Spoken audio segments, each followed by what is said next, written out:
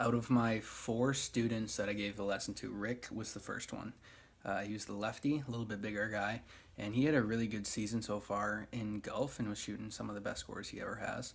So I didn't really want to change all too much with his swing, but the main thing that we changed with him was moving his overall ball position back a little bit because he was hitting everything high and allowed him to get a little bit more distance on his shots and compress the ball a little bit better. And he saw a little bit lower ball flight as well, which he liked. And then he obviously liked gaining distance as well, but his swing path was really good. Tempo was great. Didn't want to change much there, so we even changed ball position in his pitching as well.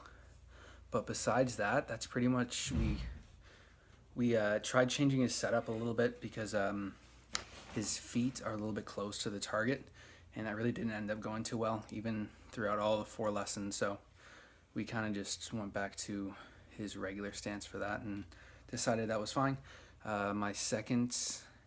The second student I had was JJ. He would be my dad, and he has a really fast tempo, which we were trying to slow down, and he definitely came over the top and outside in swing path.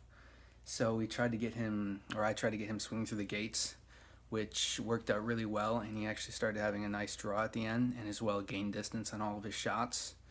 I teed the ball up higher in his driver too, so he could kind of get swinging up at it a little bit instead of he had it low, so that kind of encouraged his over the top move at the top of his backswing. And so tempo and club path were definitely the main things with him. His short game is really good, and that's what allows him to score pretty well and keep the handicap pretty low. My third client would have been my mom, and she's a little bit higher handicap. She definitely has a huge over-the-top move at her backswing, which we're trying to fix big time. Short game can be a little rough as far as pitching and bunker play goes, so she made a bunch of improvements of just learning how to hit sand shots and committing to them with hitting 1.5 inches behind the ball, following through, and gauging how hard she needs to hit out of the sand. Her sand play from lesson 1 to lesson 4 got so much better, much quicker. We try to get her swing up on the driver a little bit more as well, and getting that club path a little bit more inside out, which it did towards the end. It was less over the top. It still wasn't on plane, and there needs to be work done there, but a lot of improvement there for sure. And then my final student was my brother Drew, and he is a built, very muscular guy. So he actually has really good mobility. It just wasn't showing in the beginning in his golf swing because he's just really fast and didn't really allow his body to rotate over. So we worked on shortening the backswing, slowing down the tempo, not swinging as hard, and just allowing him to get his belly button towards the target and rotating through, getting that weight transfer. And he found his tempo and kind of allowed his body to just release after hitting the ball. It just night and day difference.